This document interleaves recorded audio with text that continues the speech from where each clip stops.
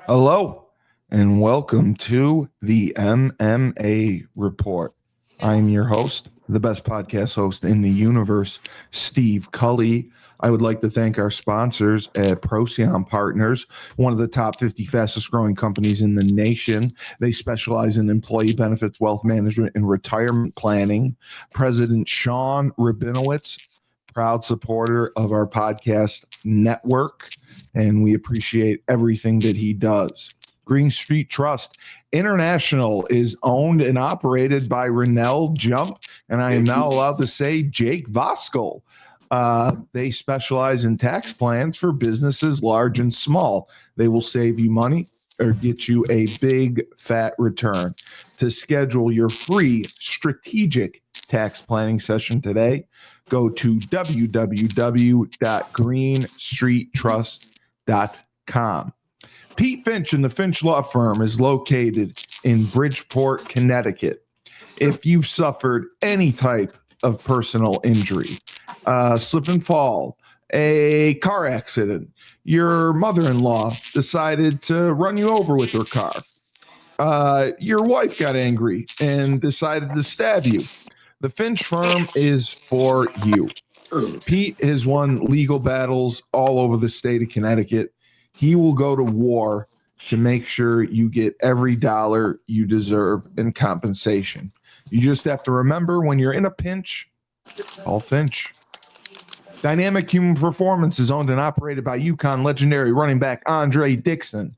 He trains boys and girls of all ages, of all sports. He has a boot camp program 7 days a week at 6 a.m. You want to get in shape? You go to Andre. He has an athletic development program where he trains boys and girls from the ground up, helps them to reach their full potential, be the best they can possibly be, and in their sport. And as a result of that, Andre has sent boys and girls to college on scholarship for all different types of sports. To work with the best, he has a 5,000 square foot state-of-the-art facility in Hartford, Connecticut. Go to www.dynamichumanperformance.com. Down south, we have Julius Williams and the Trench Mob.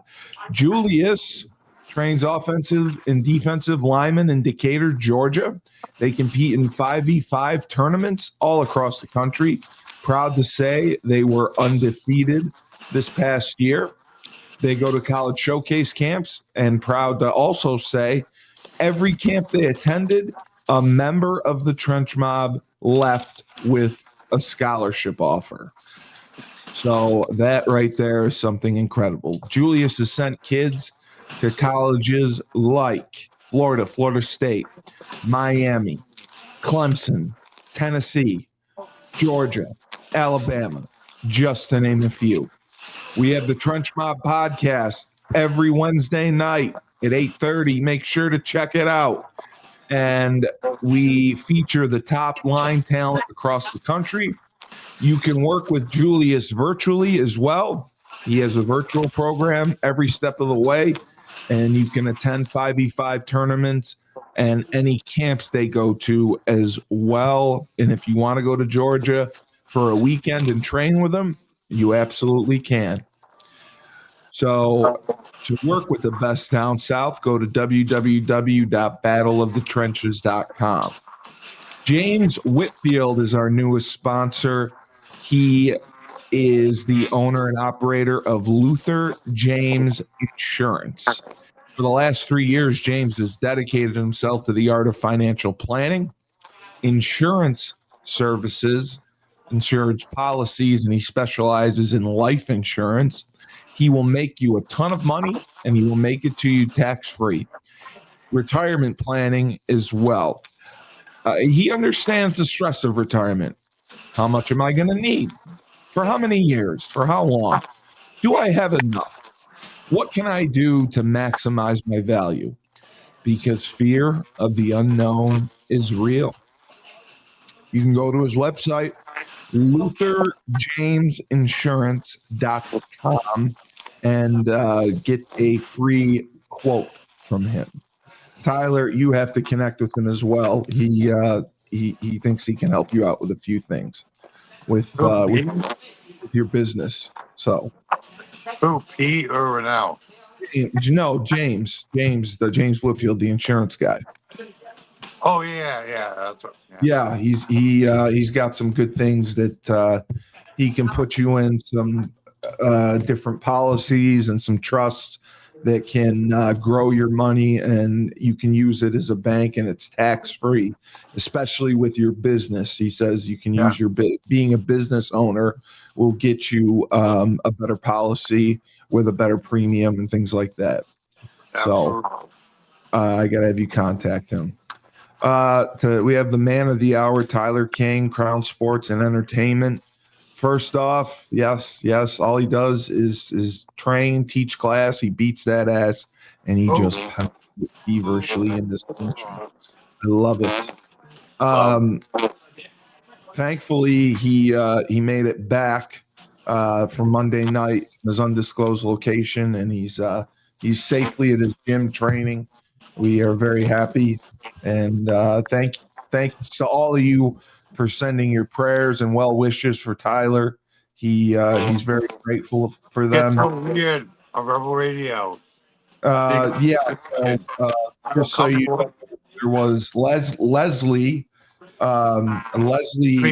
wanted to make sure to knock out Antifa guys just to get here. I know. Leslie was concerned. Leslie asked if you were okay. She checks your Facebook or whatever to see if you post anything, and she was concerned. So who's that, Maria? No.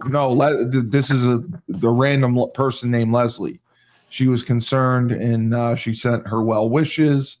Let me see who else I had on here that did say something. So it was insane clown posse forever. Tyler is the greatest. Is he safe? Where is he located? Norina wanted to know. So Tyler, you send him off to dangerous areas by himself. Why do you have no regard for his safety? Is he okay? How do you stay in touch? Number one, I'm me. If anyone of those Antifa guys tries to attack me, they'll be injured very badly. Number two, I carry. So relax. Yes. Yes, he carries. Elizabeth, who is actually very good looking, Elizabeth said, Tyler, we appreciate your patriotism, and we hope that your safety never gets compromised. Please stay safe. Please don't do anything stupid and put yourself in harm's way.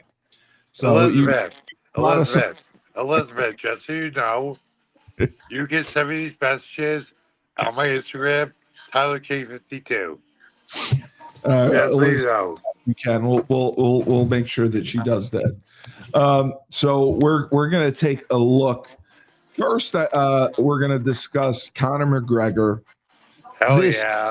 This kind of just seems just unnecessary and piling on. Obviously, UFC is not working with USADA anymore. They're working with the Combat Sports Anti-Doping. I thought they would drug-free sport, but I don't know. Yeah, well, so his suspension is retroactive. It goes back to September 20th, 2024, because they apparently said Conor missed 3 tests. So he was knocked for having basically 3 whereabouts failures. He missed tests in June 13th, September 19th, and September 20th, 2024, where he did not provide information. Okay, so let's look at the dates here. If I'm not mistaken, USADA was still controlling the UFC's drug testing program, right? I think you are right. I think So I USADA they is dumped them late. Yeah, uniformly like USADA is uniformly corrupt.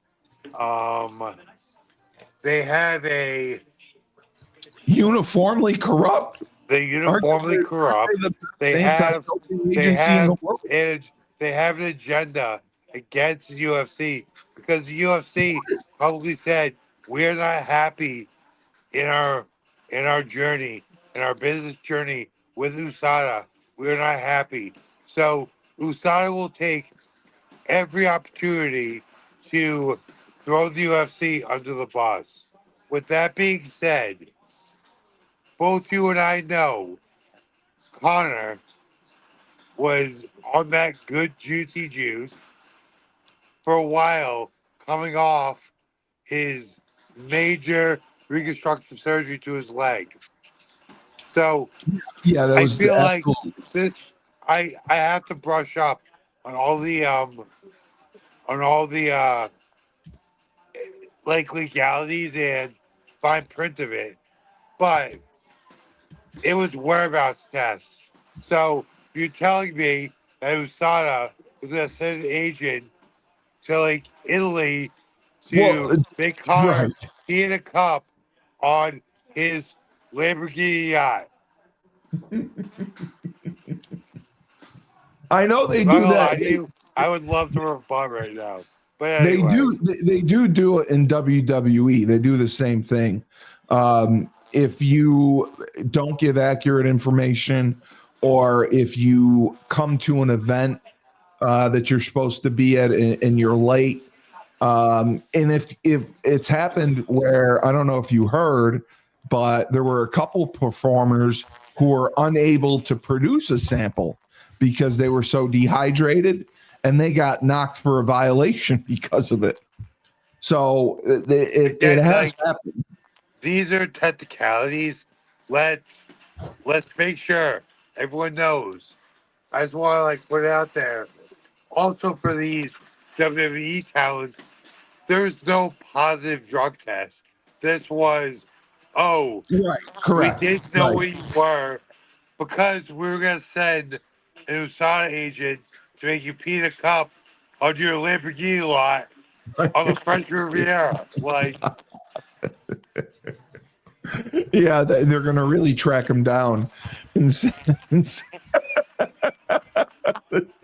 that just makes me laugh. Yeah, they're going to send a USADA agent to his Lamborghini, like the USADA to his agent, yacht, like holding up the car's permission literal to enter. Lamborghini yacht in a speedboat. Carter, you gotta Yeah, pee this cup.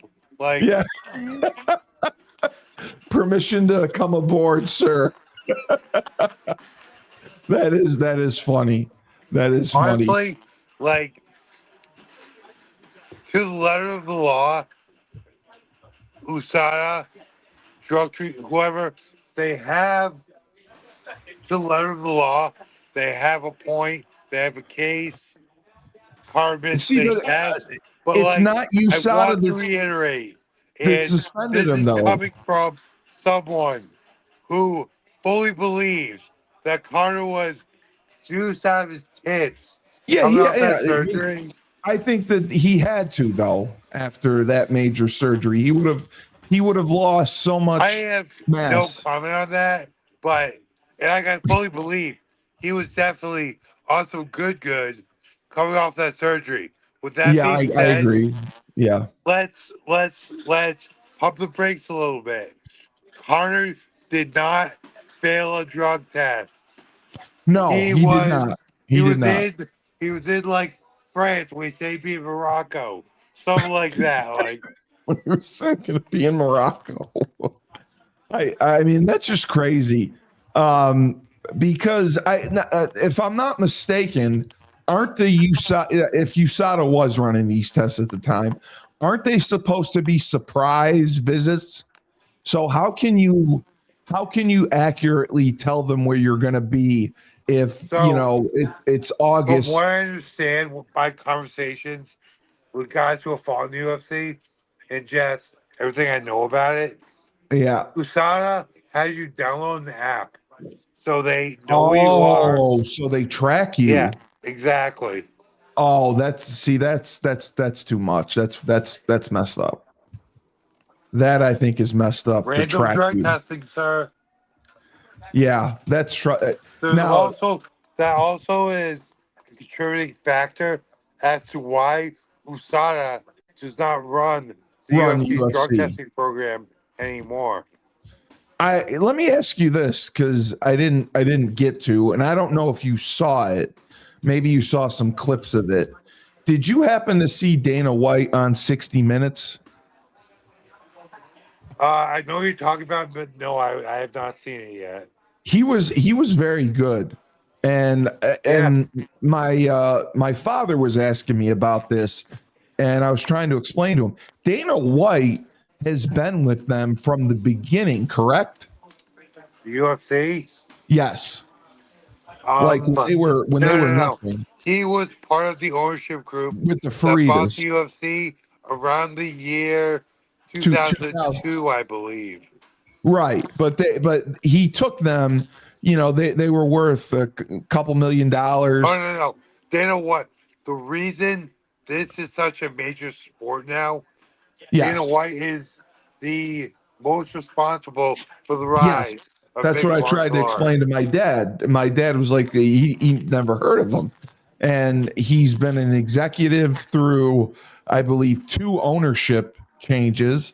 And they built the Yeah, company into just exactly. a juggernaut. Every And time there's been an ownership change, a big stipulation has been that to Dana keep, stays on. yes.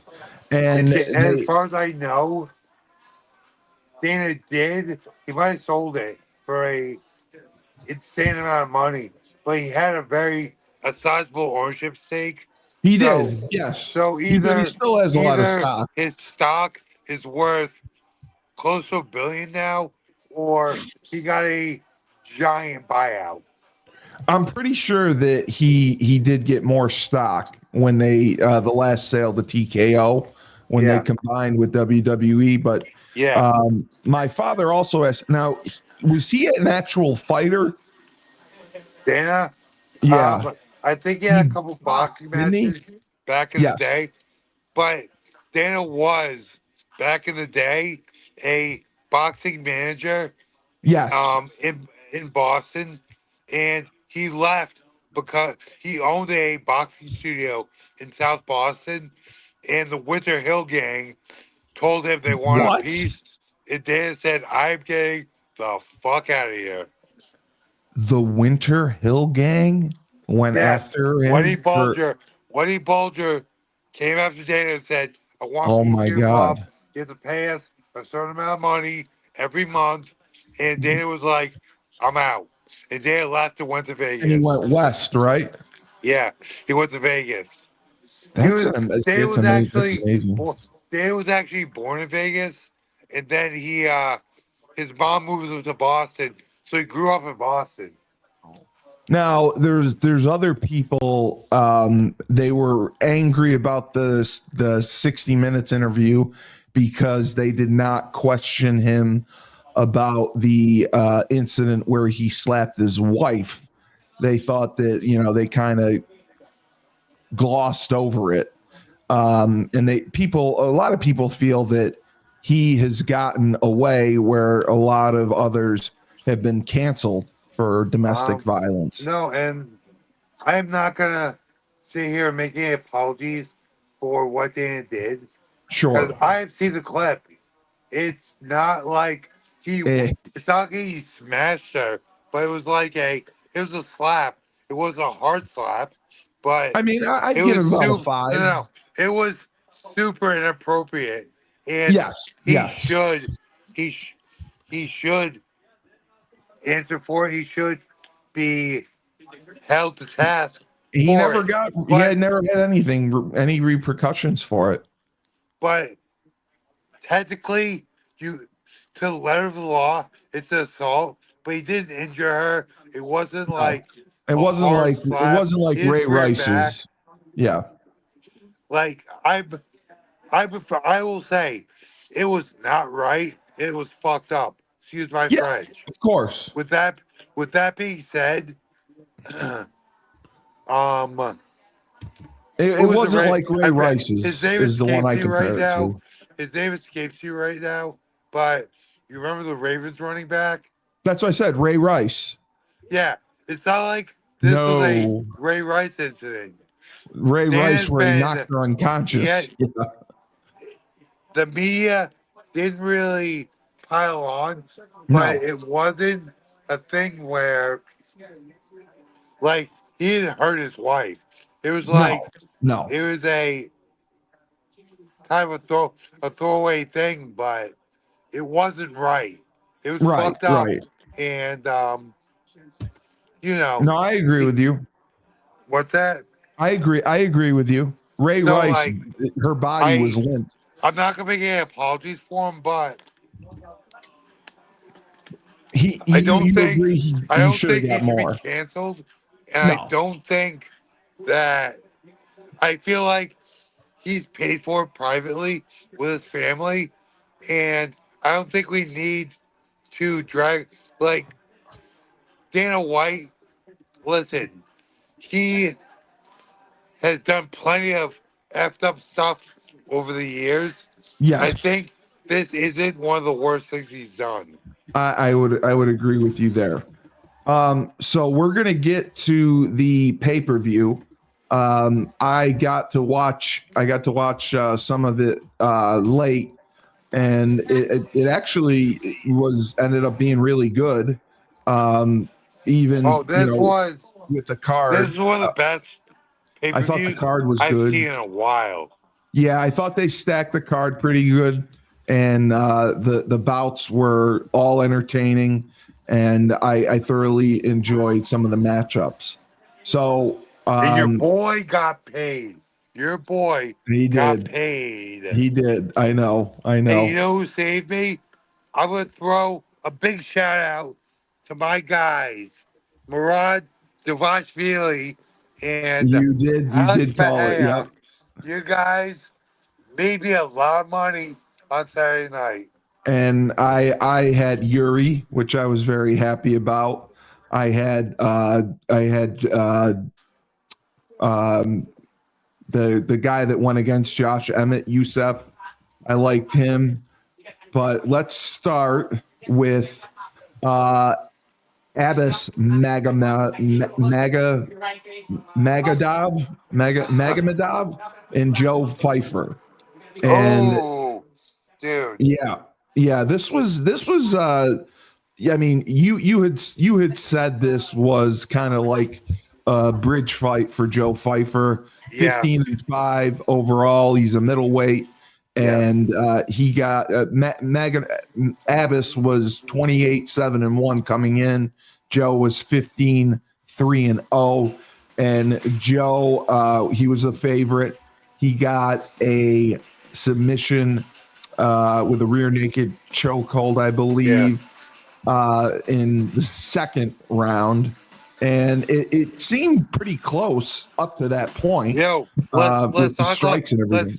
let's not gloss over the fact that his opponent was coming in with a 3-fight winning streak, two He was. decisions Yep. and submission, and Joe submitted him. It was a great performance by Joe Pfeiffer. Yeah. No, I agree. I agree. And the middleweight division is kind of stacked. Where do you see him going from here? Uh, Joe coming up to a marquee matchup. I mean, So he's Joe's like won four one in a fight row. away or two fights Joe's away. won four in a row. What's he Yes. ranked now? I don't know if they have a ranking on him, but I'll check. He is now ranked. Well, he's not in. He's actually not in the top 10. 1, 2, 3, 4, 5, 6. He's not. He's not. He has not made the top 10. So he's He's not in the still top 10. He's in the top no. 15 though, isn't he? It doesn't list the top 15. It lists the top 10, but I could definitely see him. I mean, this is again. I mean, it's a very deep division. It's got Oh yeah. But obviously, like Israel Adesanya, he's there. Whitaker, Paulo Costa, Jared Cannonier, Martin Vittora, Derek Brunson, Darren Till. They're all Jack Hermanson. They're the guys that are all ahead of him right now. But you're like you said, he's on a 4-fight win streak, All or right. 3-fight win streak, Joe's and actually, I 4 out of just brought 5. up, Joe's ranked 15 right now. Okay. No So fight. he needs one more fight. I think you throw him up against either Paulo Costa, who's ranked number 13, Michael Venom Page at number 10, or Jared Cannonier number 11. I'm surprised Adesanya's still ranked as high as he is, but I mean, yeah, Izzy's a foreign champion. he is. No, he is. He is, and he's a good draw. So the second bout was the one we talked about previously. Josh Emmett. He was 19-6-0 coming in against Youssef Zalal. And again, this one was in dominant fashion. Youssef came in pretty high favorite, and this is in the featherweight division. He got the victory by one of my favorite submissions, the armbar. The match didn't last very long. Youssef completely dominated. What were your thoughts on him? I was pretty surprised that I was Josh too. Emmett, like, I'm a Josh Emmett fan. Josh Emmett did nothing. I've seen him fight. He fought what I forget who he fought, but he fought another like really high ranked regional guy at CES here in Rhode Island. Okay. So like I've seen Josh Emmett fight. I thought Josh Emmett was gonna win this fight by knockout. And Youssef said, okay, that's funny. Youssef Okay, good story. Youssef implemented his grappling to a great degree. I was very impressed by Youssef's implementation of his game plan. He didn't get into a lot of times guys that will get drawn in to a firefight with Josh Emmett, and Josh Emmett wins that every time. And Youssef was very disciplined and implemented his game, locked Josh Emmett up, got him on the ground, and Josh did kill his heel, his ground game, and was able to get a submission. I was very impressed by Youssef. And Josh Emmett now has lost 4 out of his last 5. Could he be on the cut list? That's hard to say. Just based on his record, yes, he could be. But the UFC loves strikers. The UFC loves guys with a lot of knockouts. That is Josh Emmett. And it's not like he's a heavyweight where guys get knocked out all the time. No, you're right. This is lightweight, right? Featherweight, yep. Featherweight. So you don't have a lot of exciting guys with that kind of power. So I don't think he'll get cut. But Josh Emmett's 40 years old. He needs to go on a run, needs to win his next fight by knockout and go on a run. He's near the end. He's 100% near the end. So yeah, he's got a couple more chances left. But he needs a good performance in his next fight. So this was the fight you and I disagreed with, and I'm happy that my guy won. Dude. It was Yuri versus Khalil Roundtree in the light heavyweight division, and Yuri got the knockout / TKO in the 3rd round with some vicious punches. He was a slight favorite going in. The fight was pretty balanced overall. This was such a good fight. It was such a good fight. Yeah, it was. It was a very good matchup against 2 guys with a lot of experience and 2 guys who really were looking to propel themselves off of victory, and you could see it. And I said, I thought this was one of the best matchups that Dana could have Well, it made. really was. It was such a good fight. The biggest thing here was,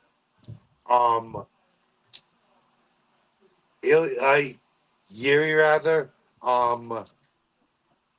like I've talked a bunch of junk about the way he moves, but Yuri has such good distance management and head movement. Khalil just couldn't really get off. Khalil hit him a few times.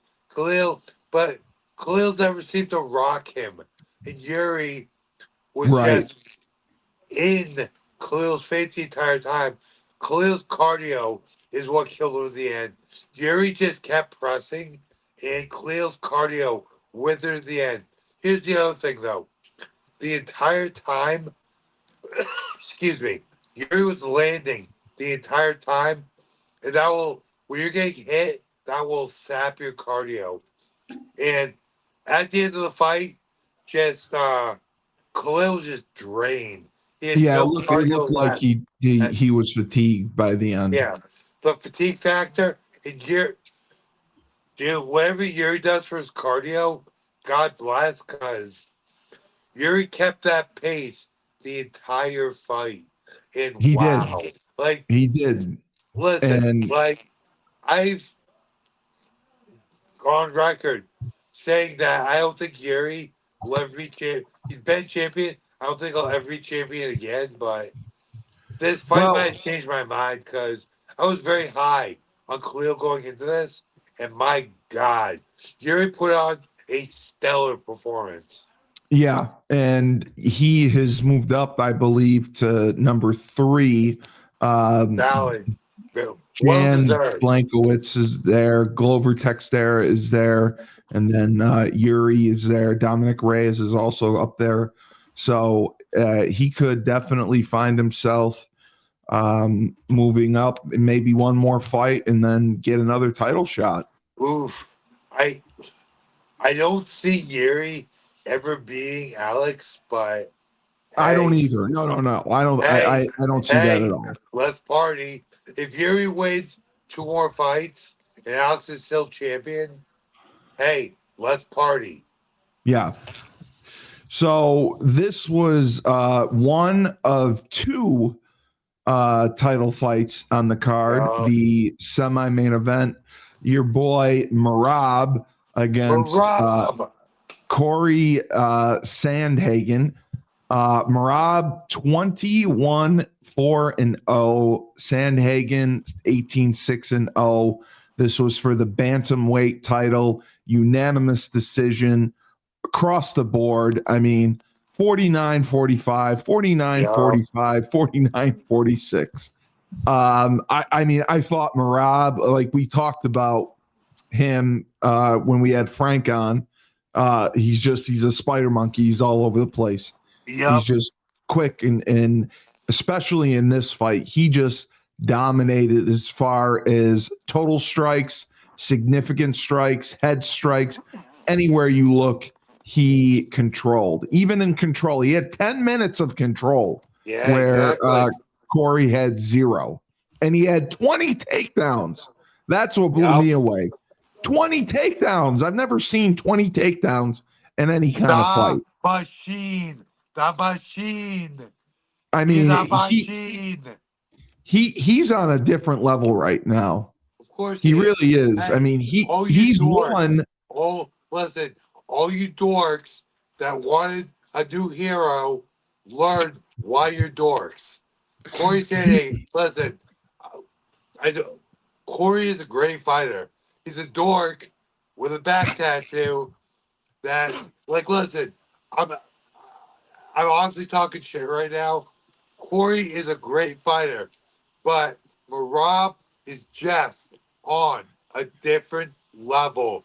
And on top of that, he's in one of the top camps in America. He has some of the best coaches in America.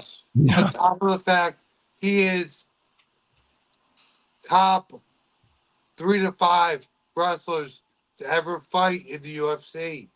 He's an Which you said, yes. Like, I think the only fighter right now on the roster who's even close to Marab as a wrestler is Islam. Right, It also right. happened. Like, all you dorks that thought Corey Sandhagen was gonna just no. Well, I mean, No with one is, the no one is size that beating he had, Marab. people thought that he would do it. Yeah. Yeah, no. Corey's a good fighter, but sorry, all you dorks. You ain't beat Marab. I've seen Marab wither amazing fighters. Just what he does. Marab is his nickname is so well placed. The He is machine. a machine. So, what do you say to the people who complain that Marab doesn't take anyone out? He only wins by decision. These are top 5 fighters in the Yep. world. He beat O'Malley twice. The Yep. world. And Yeah. listen, He beat Cerudo. Yep. like Corey, I'm talking shit right now, but Corey is a great fighter. He's fighting the best guys in the world. Oh, he didn't finish the number 3 guy in the world. Well, I'm sorry. That was a severely one-sided beatdown. It Yeah. was. It Yeah. was. It was. It So was. It was fun to watch. while he didn't finish, and I had him, I bet I have in a bunch of parlays, but like I had a solo bet, Marab by decision it was like plus 800. I thought he might get submission. Corey's a good fighter. He was gets close. through. Yeah. But I mean, he had 10 minutes of control time. if you watch And that fight, you made a very good point there, Steve. As far as the control time, Corey was not offensive. Corey no, was in survival mode he for was much on of his that heels fight. the whole time. Yes, He I was agree in with you. survival mode. When he's Yeah, on the ground, he was trying to survive. Not trying to win, trying to survive. I agree. I agree. And it was a great victory for Marab, and he's the bantamweight champion. And I don't see anyone challenging him to make him relinquish that title. I think he's going to have that for a few more title defenses. And I believe that was his 4th. At least. Yeah, of course. So this was the light heavyweight main event. This is the one Hey ya, hey ya, hey that ya, we hey all ya, have been hey waiting ya, for. hey ya. This poor guy has been waiting forever to fight, and you could tell by the time he got out there. Now listen, Magomed Ankalaev has been very impressive, and he came into this fight the favorite. He was the That favorite was coming some in. bull. Hey, excuse me, radio listeners. Yeah, The odds. That was some effing bullshit. yeah, that was crazy to me. Now I get it Hey, because by the way, thank you, odds makers, because y'all made me some money. Y'all made me some but you have to money. remember, he was the champion coming in, I believe. He No, had Uncle beaten Live. Okay. Uncle he Live beat was the Pereira. champion. This was a rematch. Their last fight, they Yes, fought each other. Uncle Live won a decision. There's been multiple reports. Alex was injured in that fight. which I believe after I'll tell you seeing right this. now. Alex came out in this fight, dude. He clocked Uncle Live with that overhand right. It was smashing with leg kicks. So, Oh, yeah. He like, he I, came out with a man on a mission. He came out I, with the fury of yeah, not fighting John Jones, and he took it out. so like, I feel like Alex's mentality in this fight was okay. I can knock him out. He can't knock me out. The worst he's Right. gonna do is take me down, and I'm not hurt for this fight. Alex said, "F this. I'm gonna go play, knock him out or be knocked out, and he probably can't knock me out." And Alex knocked him out. I had Alex by knockout, a bunch of my props. Well, it's just amazing that in round one, with a minute 20 left, Alex had 28 total strikes, 28 significant strikes, 3 body shots, 4 leg shots, and he just beat the crap out of him. Beat the 28 bag out shots, of him. 28 shots in one round is amazing.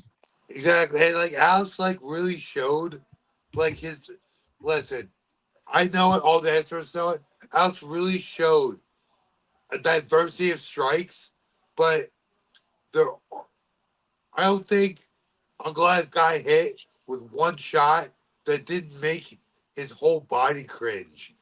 Alex was Right. just tagging him up. So that was a great pay-per-view, and it moved Alex up to number 5 as pound for pound champion. He had dropped down to 9th. Aspinall is still ranked 4th, and he's got a bout coming up against Cyril Gain on the 25th, which I think he will dominate. I think he's And gonna mess her up really bad. yeah, Marab ended up moving up to being the 3rd ranked overall. They don't know who he's going to fight next because he's beaten everyone. Islam is number 2, and obviously Ilya Topuria is number 1. Ilya's dude. So, and I just got to ask you quickly, they did announce the fight at the White House is going to be June 14th, 2026. Do you believe that someone wants your thoughts on the next Topuria fight? Do you have any idea who we may fight next? Give me 1 second. I have the rankings right here. Well, they don't always go by the rankings either. Okay. No, I have the rankings right here. Give me a second. So, top 5. I mean, how can there be 2 light heavyweight champions?